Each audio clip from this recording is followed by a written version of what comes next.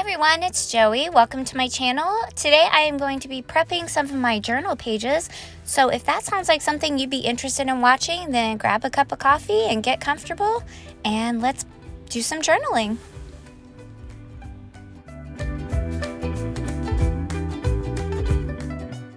So this week I thought I would do something a little different. I thought I would go ahead and show you guys how I prep my journal pages for the week. I don't do the same thing every day or even every week, but this week I was feeling it using some watercolors, and so I thought I would go ahead and show you.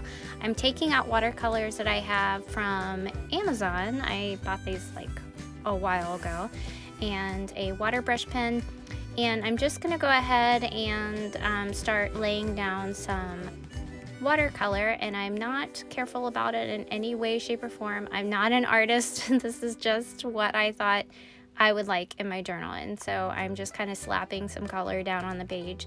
I don't like to journal on a plain white piece of paper just because I don't know, like sometimes I just don't know where to start. So I mean, I know how to talk about my day, but I don't know. I just like my page to have a little color to it before I start journaling.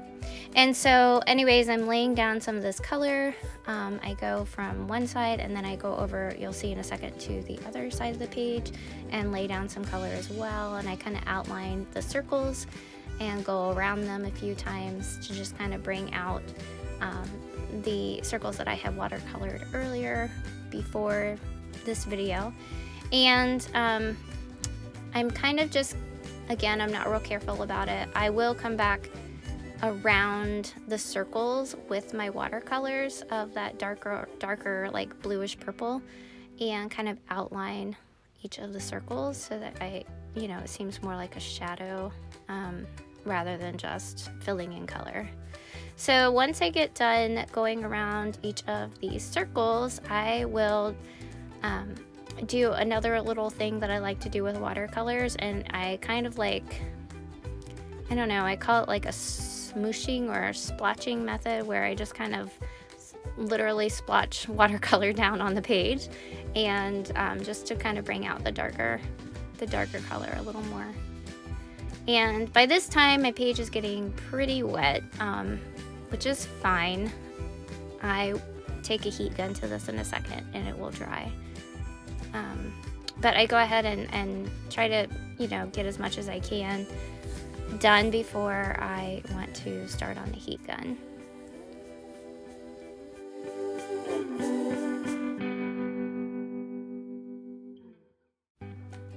So I finally finished with the heat gun on that side on those two pages, and they are completely dry. And so I decided that I'm going to go ahead and continue watercoloring on the rest of the week, basically. So I do throw down some watercolor on each of the pages, and again, I'm not real careful about it. I just kind of throw it down wherever I want it. Now the paper is kind of wrinkled from before, where I had let the heat gun dry the other page, and it's kind of crinkly and I don't know, sort of a little warped, but that doesn't bother me. It doesn't really matter to me that it's like that, because I don't know, when I watercolor, then the color kind of catches in some of those spots and I like it. So that may not be for everybody, but I tend to enjoy that. So I'm just laying down a couple of different colors on each of these pages. I do like to try to match my two pages that are together. I like to match them with similar colors just so that it feels like it is sort of cohesive on both pages. And then I don't have to like really worry about trying to find, colors that will match on opposite pages. Does that make sense? I don't know. Anyways, so I like to keep the colors together on both of those pages, and then I just add, whatever throughout the week, like stickers and stamps, or different collage pieces from magazines and things like that. So here I am again using my heat gun to dry, and these pages were much easier to dry just because they weren't nearly as wet as my last two pages.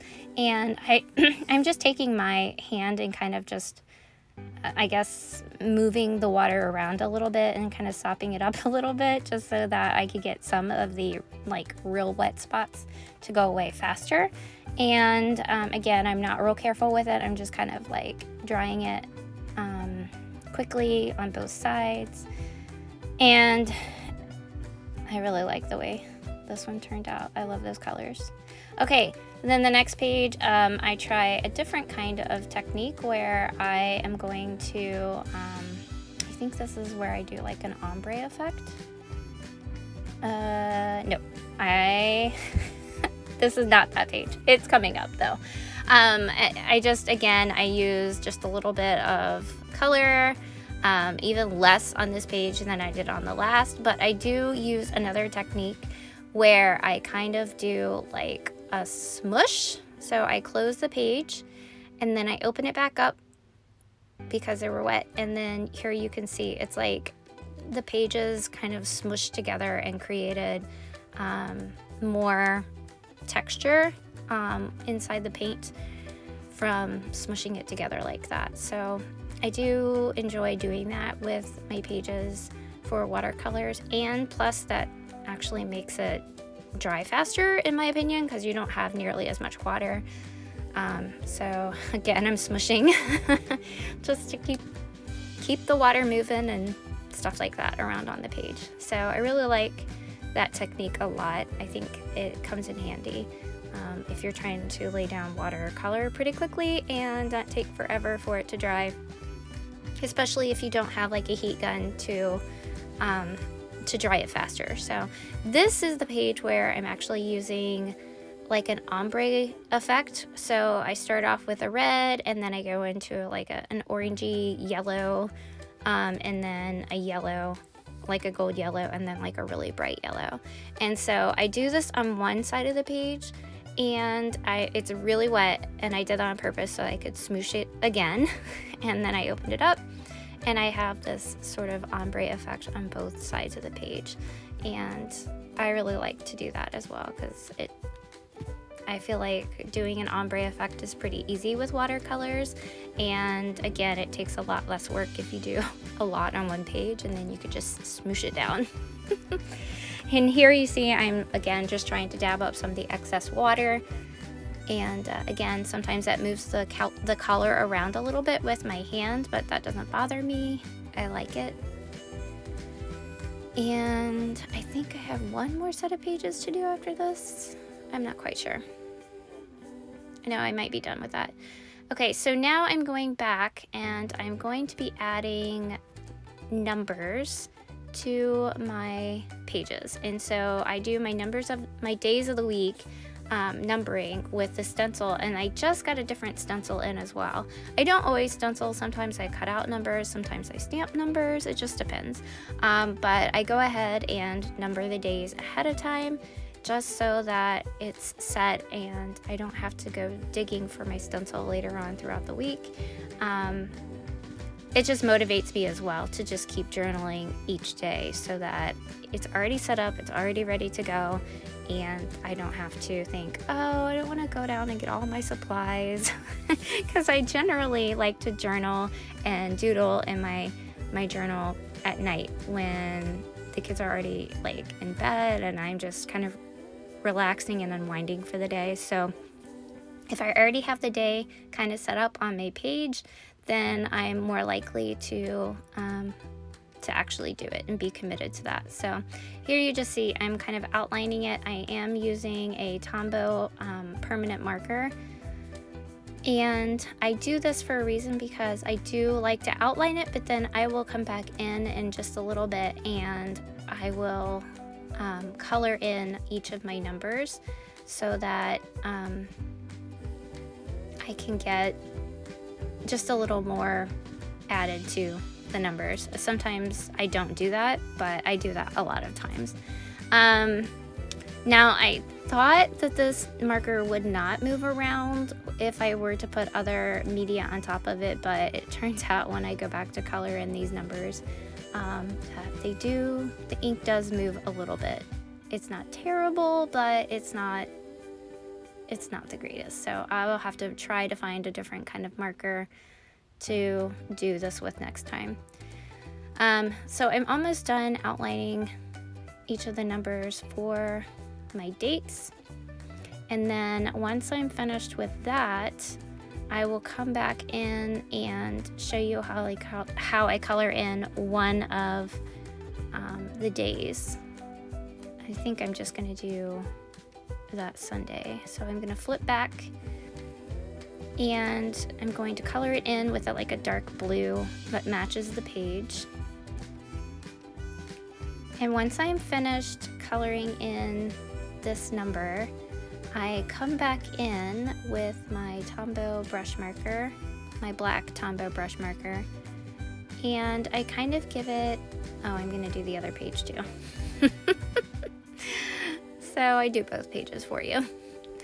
But once I'm finished outlining these numbers, I will come back in with my Tombow brush marker and outline it and kind of give my numbers a shadow, just so that they kind of have some more dimension to them. And I tend to always just, for some reason, shadow on the right side. I'm not sure why, just what I do. Sorry, my big head's in the way. Forgive me. There we go. All right, so I'm kind of just giving you an up close look at how I did that. And I'm just kind of flipping back and showing you how I did that for the previous pages.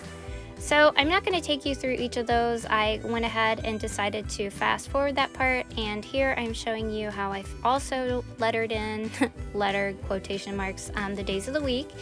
And I did kind of mess up on the Saturday and I didn't have enough space, so stick a sticker in it and call it a day. Here I'm just kind of flipping back, showing you kind of some of the things that I put into my journal and how if you don't like something, cover it up with a sticker, and just kind of showing you different ways that I throw pictures in, and you know, just kind of journaling around how sometimes I don't have stickers or pictures and I just box my text in. And that's pretty much what I do with my journals, and it's really just how I'm feeling for that day. And usually I go in and I'll doodle more on a previous day with just, you know, different things. Well, thanks for letting me show you guys how I prep my journal pages. I hope you enjoyed this. If you did, please give my video a thumbs up. And if you are not yet subscribed, I invite you to go ahead and hit the subscribe button below. That way you can continue to receive my content. All right, I hope you guys have a great week. Bye.